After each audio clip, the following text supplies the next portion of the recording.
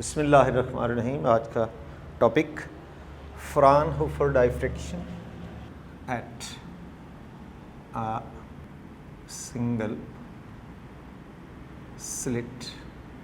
इस टॉपिक के अंदर ये नाम साइंटिस्ट का नाम है, लेकिन जो फिजिक्स में डिफाइन किया गया है डाइफ्रैक्शन तो आपको डिस्कस कर चुके हैं।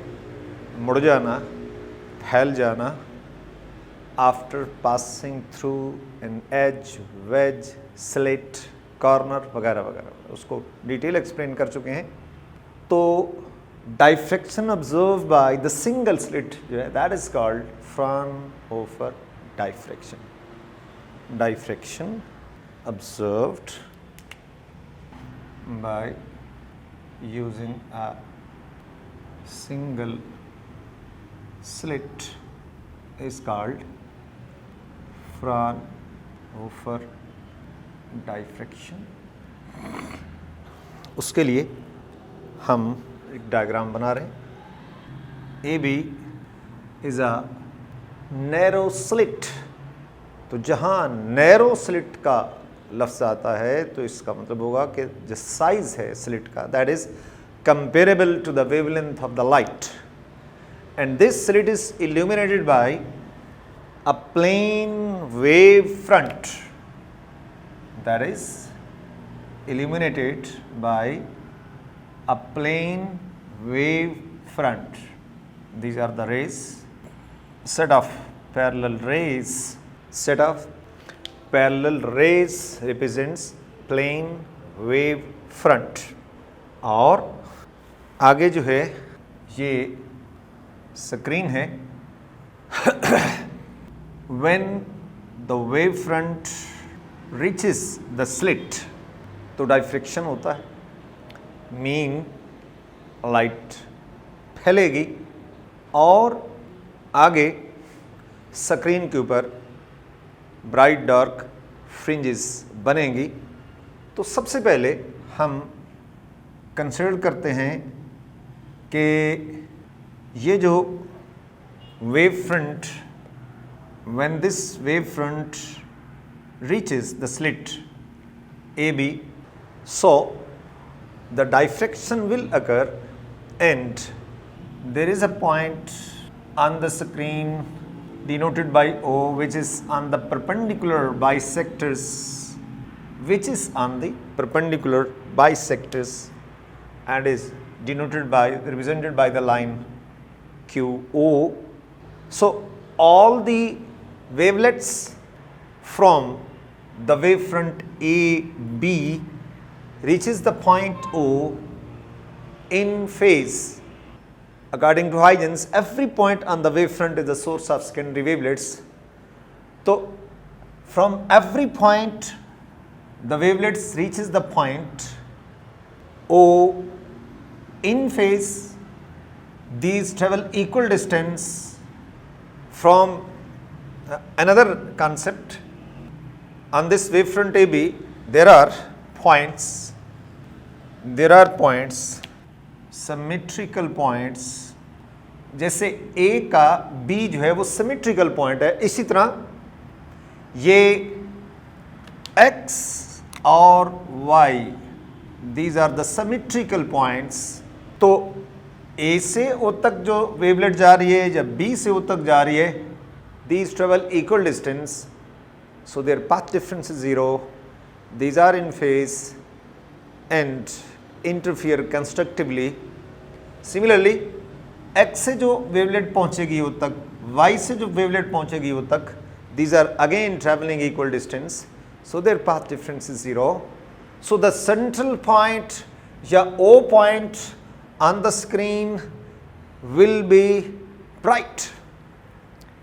ये है 0th ऑर्डर ब्राइट स्क्रीन का सेंटर्स, मैं जिसको O पॉइंट से मैंने इसको लेबल कर दिया, दैट इज अ ब्राइट। अब देखना ये है कि इस O पॉइंट के लेफ्ट राइट ऊपर नीचे क्या होना है, क्या यहाँ ब्राइट और डार्क फ्रिंजेस बनेगी। तो उसके लिए हम सबसे पहले सपोज करते हैं कोई एक पॉइंट हम मार्क कर देते हैं, late P is the point where the rays from A and Q let P point हमने सिलेक्ट किया जहां A पॉइंट से जो रेज जा रही है और B से जो जा रही है, let there is a path difference equal to lambda. Path difference between these two rays is equal to lambda. तो अगर हम हाफ ऑफ द वेवलेट ले लें, ए क्यू की बात कर लें, तो ए क्यू का जो पाथ डिफरेंस बनेगा दैट विल बी ये ए एम जो है, this is the path difference. तो ये पाथ डिफरेंस कितना होगा? ये होगा लैम्डा बाई 2. सिमिलरली अगर हम x और y पॉइंट्स जो के सिमेट्रिकल पॉइंट्स हैं on the either side of q, these are the symmetrical points, इनका पाथ डिफरेंस भी कितना बनेगा? Lambda by 2.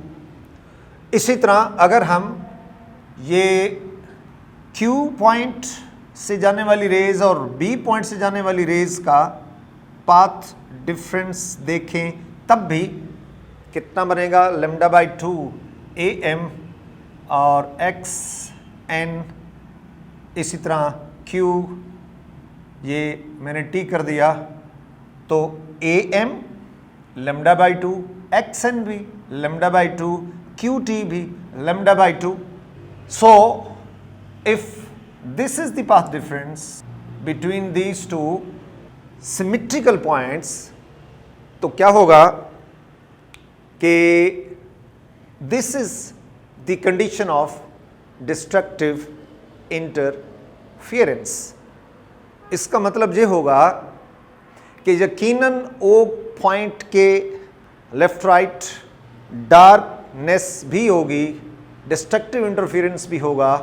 तो जहाँ ओ पॉइंट के ऊपर हमें ब्राइट फ्रिंज नज़र आ रही है, तो उसके लेफ्ट राइट, उसके ऊपर नीचे यकीनन डार्क फ्रिंज भी होगी. और उससे आगे जब हम और आगे मूव करते हैं और पाथ डिफरेंस बढ़ते बढ़ते लैम्डा पे जहाँ चला जाएगा वहाँ फिर ब्राइट होगा. और इस तरह इसका मतलब है कि ओ पॉइंट के अक्रॉस ब्राइट डार्क फ्रिंजेस बनेंगी. तो ये बेसिकली बात क्या है कि जहाँ इंटरफियरेंस के अंदर हमने ऑब्जर्व किया कि ब्राइट डार्क फ्रिंजेस बनती हैं विद इक्वल इंटेंसिटी और इक्वल ब्राइटनेस, इक्वल डिस्टेंस. इसी तरह हम ये भी ऑब्जर्व करते हैं कि डाइफ्रैक्शंस का पैटर्न जब बनता है तो उसमें भी ऐसा ही सिचुएशन बनती है, ब्राइट डार्क फ्रिंजेस बनती हैं, लेकिन फ़र्क होता है. इंटरफियरेंस पैटर्न और डाइफ्रैक्शंस पैटर्न्स के अंदर एक फ़र्क होता है. डाइफ्रैक्शंस के पैटर्न में जो सेंट्रल ब्राइट है वो उसकी जो इंटेंसिटी होती है वो बहुत ज़्यादा होती है और ज़रा ब्रॉडर फॉर्म्स के अंदर जो है वो बनती है. और उससे नेक्स्ट जो अल्टरनेट पोजीशंस के ऊपर ब्राइट फ्रिंजेस बनेगी उनकी इंटेंसिटी भी कम होती है और उनकी जो थिकनेस है वो भी कम होती जाती है. ये डिफरेंस होगा as with respect to the interference pattern. अब हम देखते ये हैं कि जब हम स्लिट का ये जो डिस्टेंस है, अगर हम इसको d लेंगे तो ए क्यू तक का जो डिस्टेंस होगा वो क्या है? वो है d बाई 2. तो सेंट्रल पॉइंट के ऊपर तो हम थीटा लेते हैं 0 और वो रेफरेंस पॉइंट होता है, तो इसके राइट या लेफ्ट, तो ये जो एंगल ऑफ डेविएशन बन रहा है बाय दिस लाइन, ये अगर एंगल है थीटा, ये एंगल है थीटा, तो ये एंगल भी थीटा बनेगा. ये म्यूचुअली परपेंडिकुलर एंगल बनते हैं, ये थीटा बनेगा. ये है mutually perpendicular angles. So we see that in triangle A Q M, ये 90 का एंगल है, एम के ऊपर 90 का एंगल है, 90 के अपोजिट हाइपोटेन्यूज, थीटा के opposite perpendiculars, A M is perpendiculars, A M is perpendicular which is equal to d by 2 sin theta. आपको शुरू में कहा था कि ए और बी से जाने वाली रेज का पाथ डिफरेंस अगर लेमडा है तो ए से क्यू जाने वाली रेज का जो पाथ डिफरेंस होगा दैट इज लेमडा बाई 2। इसी तरह x और y से जाने वाली रेज का पाथ डिफरेंस भी लेमडा बाई 2, या q और b से जाने वाली रेज का पाथ डिफरेंस भी लेमडा बाई 2 होगा। And lambda by 2 is the condition of destructive interference. So d sin theta is equal to lambda by 2, d sin theta is equal to lambda by 2, या d sin theta is equal to lambda sin theta is equal to for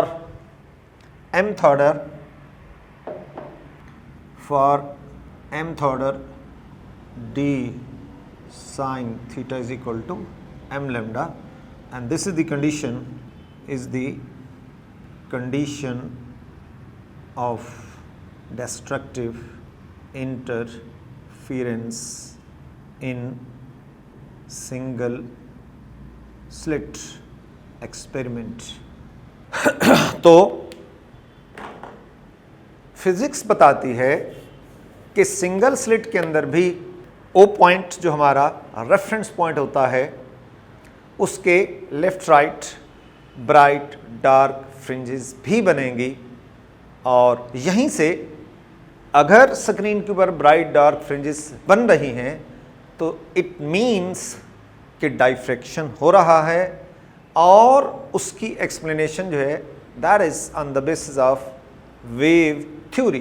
तो ये दूसरा बड़ा process है interference के बाद जो favour करता है वेव थ्योरी को, और इसकी मदद से हम ये ऑब्जर्व कर रहे हैं कि diffraction is another phenomena of the light which is explained on the basis of wave theory presented by the Huygens। इसके बाद अब diffraction grating, a device used to observe the diffraction of light, it consists of a transparent glass sheet on which large number of lines are ruled. These lines are like scratch. These lines are ruled by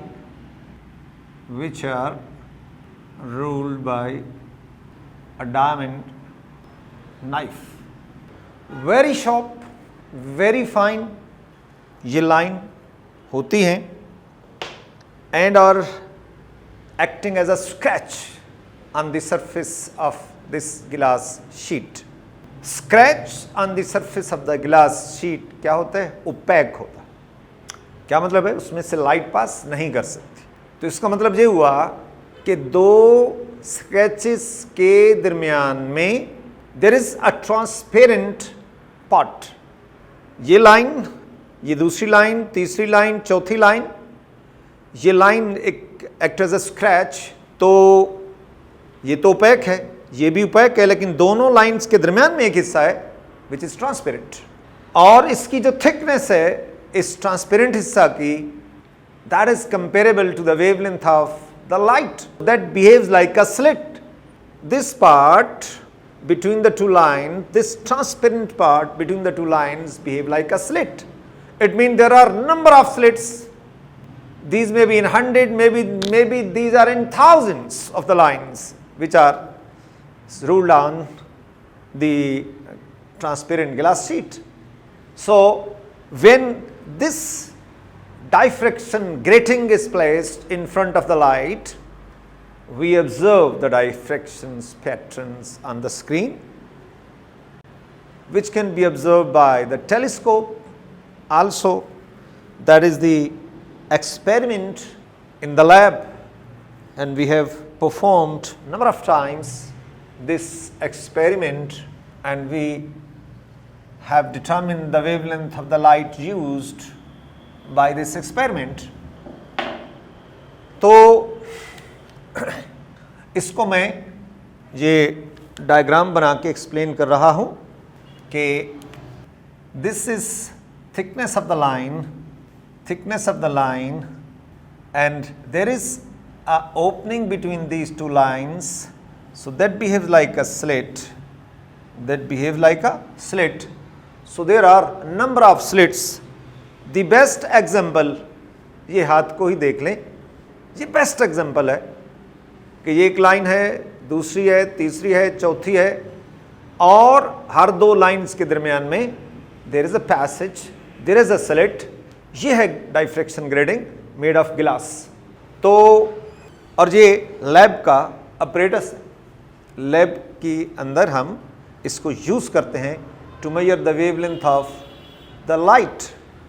अब इस grating को table के ऊपर vertical रखा जाता है. जैसे मैं हाथ को खड़ा कर रहा हूँ आपके सामने, ये उसका एक टेबल स्टैंड बना होता है जिसके अंदर हम डाइफ्रैक्शन ग्रेटिंग को फिक्स कर देते हैं, and that will be vertical to that of incident light. तो light is managed by means of collimators, और कॉलीमेटर्स का फंक्शंस क्या है कि उससे जो रेज आ रही हैं, set of parallel raise, mean there is a plane wave front falling on the diffraction grating. There is a plane wave front falling on the diffraction grating. तो ये भी मैनेजमेंट होती है प्लेन वेव फ्रंट के बनाना भी. आगे इसका apparatus आएगा, उसमें मैं इसको डिस्कस करूंगा. That is called spectrometers. तो उसके अंदर ये हिस्सा भी मौजूद होता है. तो ये plane wave front falls on the diffraction grating.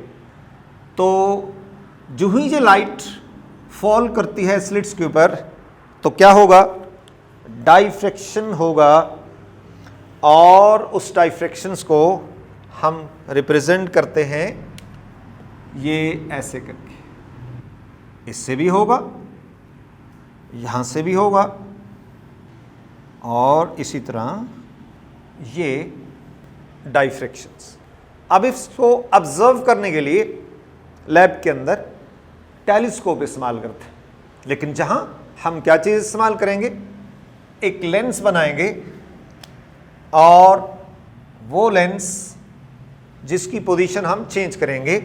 तो ये वो पोजीशन है जिस पे जो लाइट रेस लेंस पे नॉर्मल फॉल करती हैं, जो लाइट रेस नॉर्मल फॉल करती हैं, वो उन्हें कन्वर्ज करता है, ये लेंस उन्हें कन्वर्ज करता है, and we observe the bright और डार्क फ्रिंजेस. ये पहली पोजीशन है जिसमें इधर से आने वाली लाइट जो कॉलीमीटर्स के थ्रू आ रही है, और इधर से ये टेलीस्कोप है, ये दोनों एक दूसरे के पैरेलल हैं. तो लेंस होगा that is very much perpendiculars to the incident light. तो ये जितनी रेस आप देख रहे हैं, इन सब का पाथ डिफरेंस 0 होगा, और यहां बनेगा 0th order bright, 0th order maxima, 0th order maxima.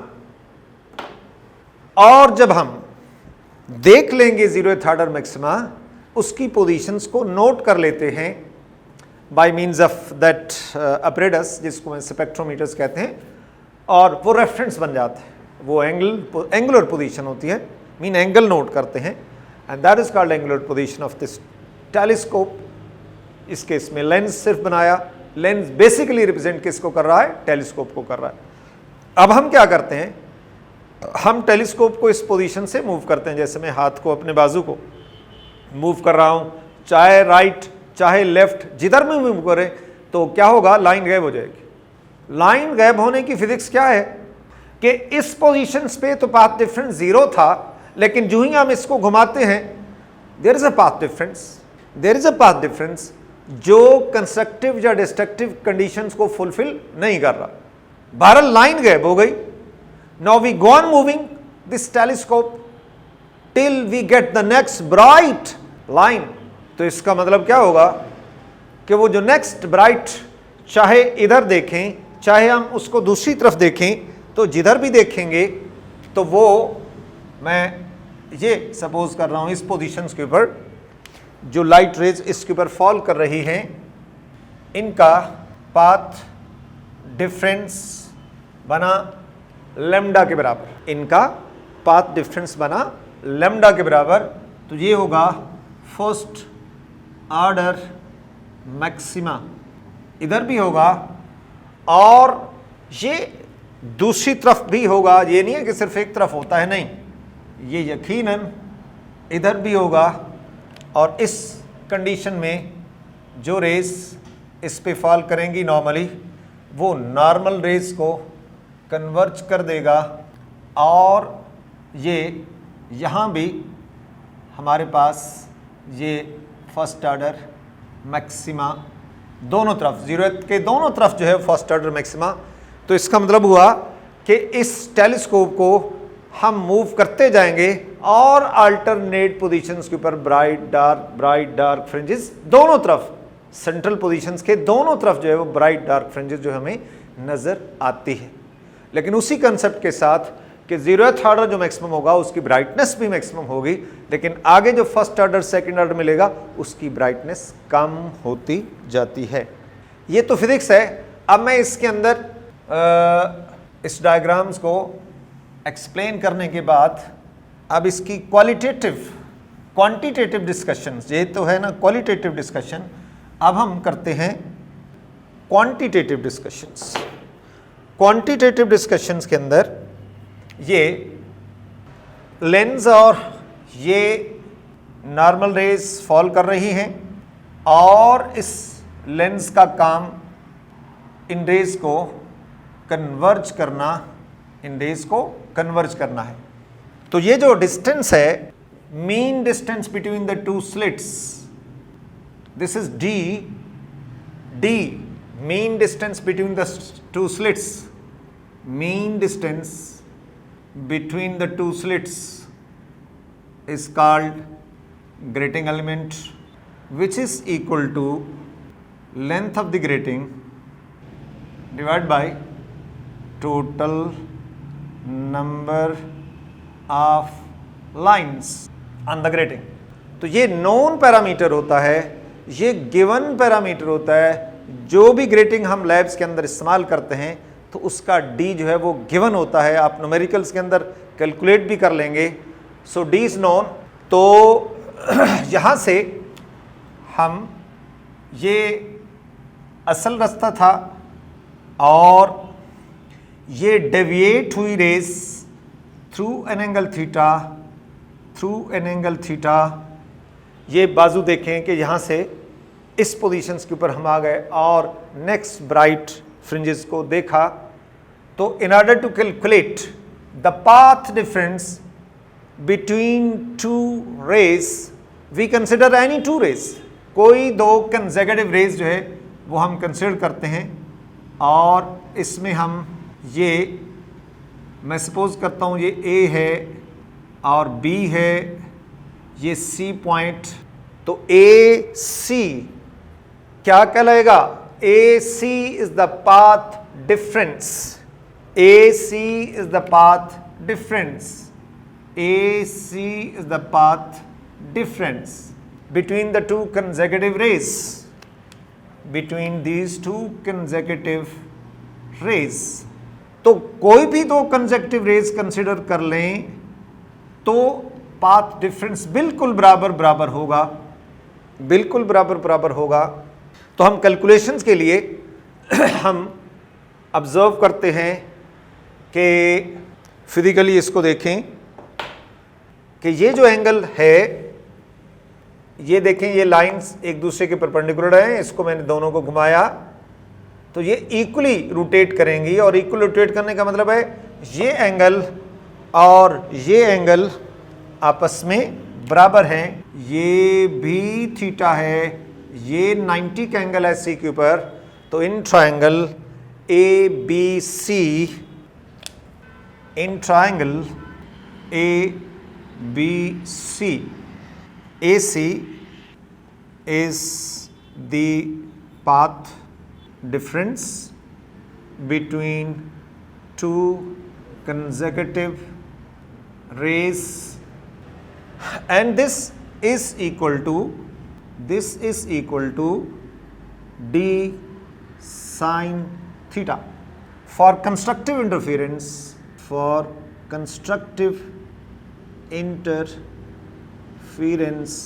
d sin theta is equal to n lambda.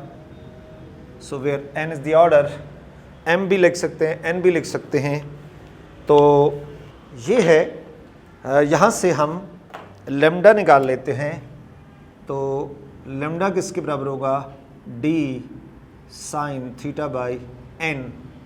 आपको बताया था कि जब इधर से आने वाली लाइट जो कॉलीमीटर से आ रही है, इसको कॉलीमीटर कहते हैं, ये भी एक पाइप है, और ये टेलीस्कोप है, जब ये बिल्कुल एक दूसरे की सीध में होंगी तो हमें टेलीस्कोप के थ्रू ब्राइट फ्रिंज नज़र आएगी, वही 0th ऑर्डर होगी, वही रेफरेंस होगा।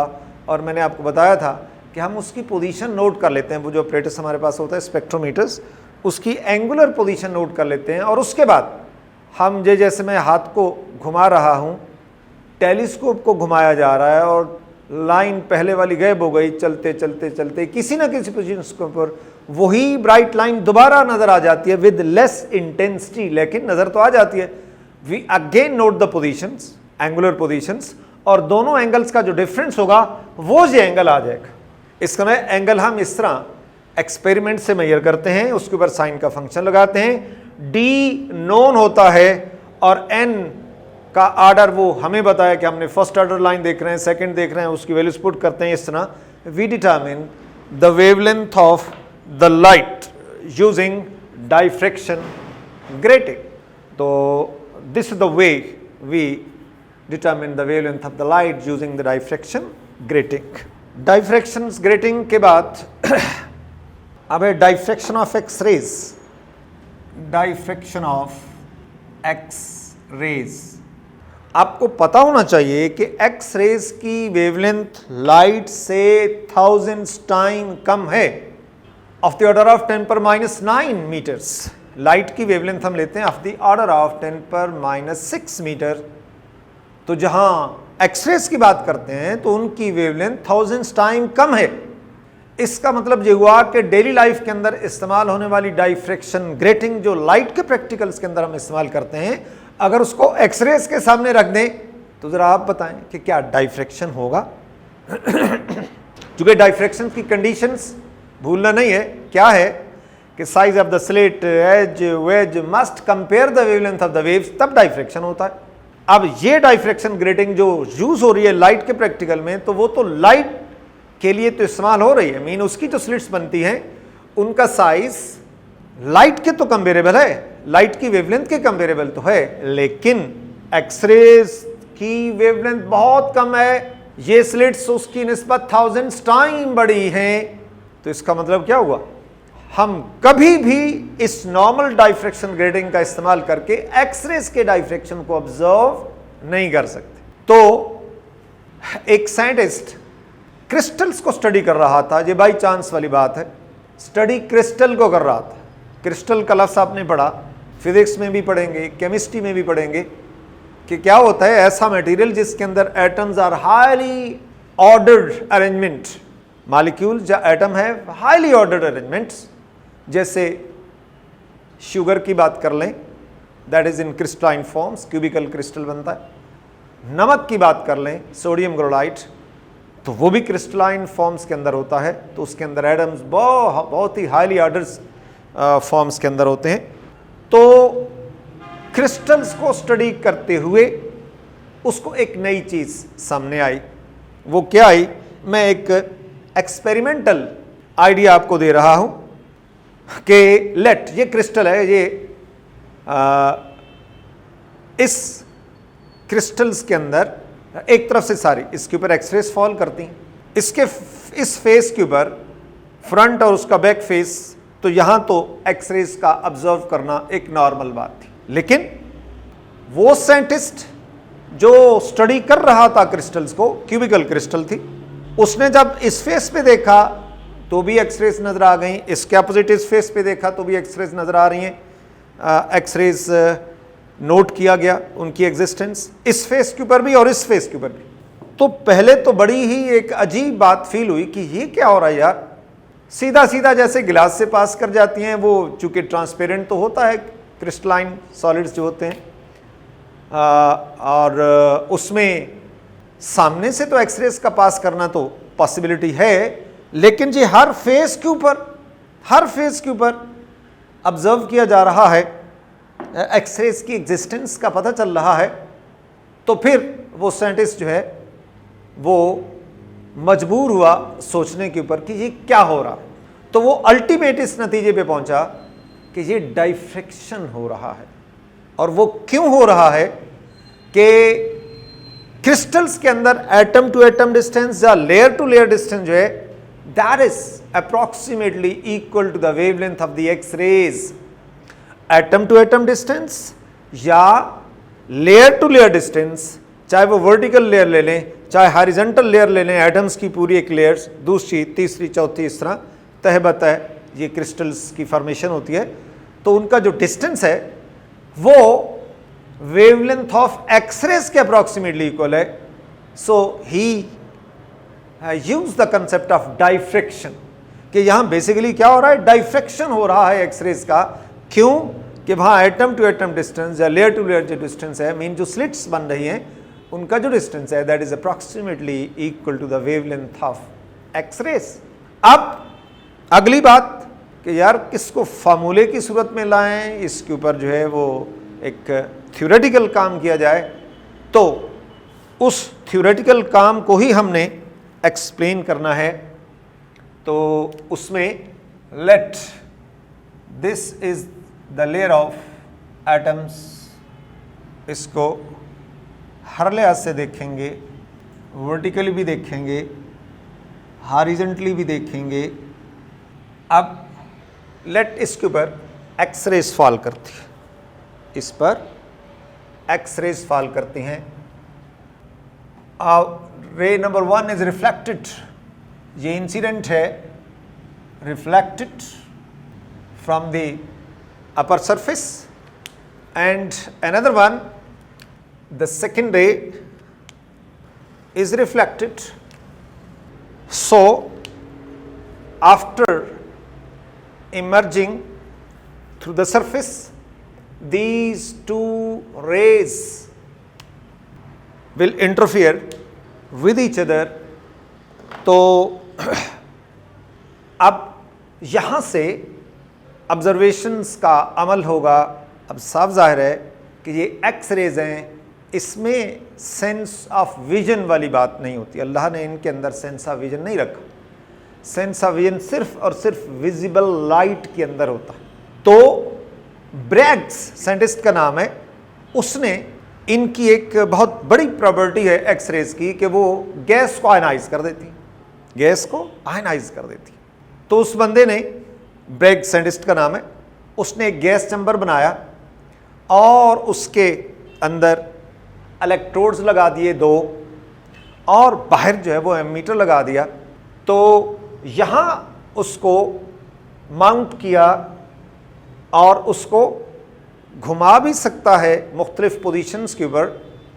तो जहाँ कंस्ट्रक्टिव इंटरफेरेंस होगा डाइफ्रैक्शन के बाद, जहां these X rays will interfere constructively, तो क्या होगा, rate of ionizations in the gas chambers increases to the maximum। तो करंट सेटअप होगी और बाहर जो एमीटर लगा हुआ है वो रीडिंग देगा, और बहुत बड़ी readings. That is the indication of constructive interference. और उस पोजीशन से चेंज करके, उस जगह से चेंज करके किसी और पोजीशंस के ऊपर एमीटर्स की रीडिंग मिनिमम हो जाती है, that gives the idea of the destructive interference. तो इस तरह ब्रेग्स कामयाब हो गया एक्सपेरिमेंटली भी, और उस बात को थ्योरेटिकली एक्सप्लेन कैसे किया कि यहां से नॉर्मल ड्रॉ कर दिया, ज्योमेट्रिकल काम है अब सारा, ये ए से बी तक और ए से डी तक। तो ए से बी इधर बराबर डिस्टेंस है, ए डी से इधर बराबर डिस्टेंस है, तो B C plus C D जो है this is the path difference. ये पाथ डिफरेंस बनता है, दोनों का सम जो बनेगा ये पाथ डिफरेंस बनेगा। तो path difference between the two X rays किसके बराबर है? B C plus C D. A से सी तक का distance, layer to layer distance, अगर मैं इसको डी का सिंबल दे दूं, सिंबल होता है इसकी मर्जी है, जो भी सिंबल दे दें, डी है तो, और ये एंगल देखा जाता है, ये एंगल, ये एंगल, ये एंगल और ये एंगल, ये बराबर होंगे, म्यूचुअली परपेंडिकुलर एंगल्स हैं। अब in triangle A B C, this is a right angle triangle, ये 90 का एंगल है, 90 के अपोजिट हाइपोटेन्यूज जैसे डी है और थीटा के opposite perpendicular, and this is d sine theta. B C बराबर है d sine theta. C D in this triangle A C D, this is again 90 का एंगल है, ये 90 के अपोजिट हाइपोटेन्यूज, थीटा के opposite perpendicular, this is again path difference, C D is again d sine theta. तो total क्या बन गया? 2d sin theta. So for constructive interference, interference 2d sin theta is equal to n lambda। तो इस तरह ये equation जो है इस्तेमाल हो सकती है। हम इससे d निकाल लें तो n lambda over 2 sine theta, ये भी निकाल सकते हैं d।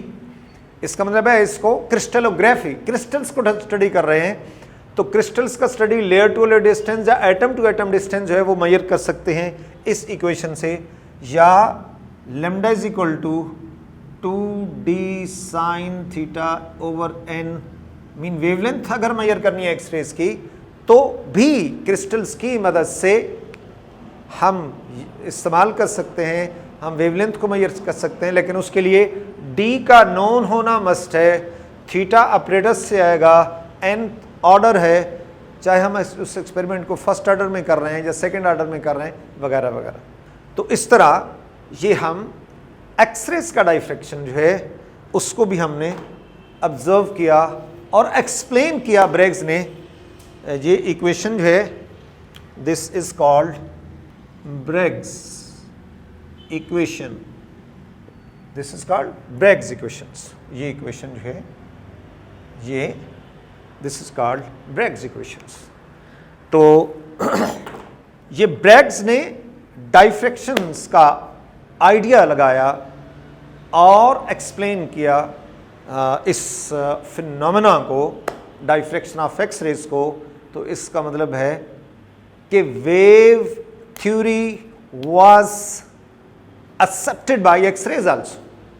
सिर्फ लाइट तक नहीं बल्कि एक्स रेज भी वेव थ्योरी को फॉलो कर रही हैं, और इस तरह वेव थ्योरी जो है वो एस्टेब्लिश हो गई और बहुत बड़ी कामयाबी है। ब्रेग्स ने उस बात को एक्सप्लेन किया और ये एक्सपेरिमेंट डबली जो है वो इस्तेमाल हो रहा है। कैसे?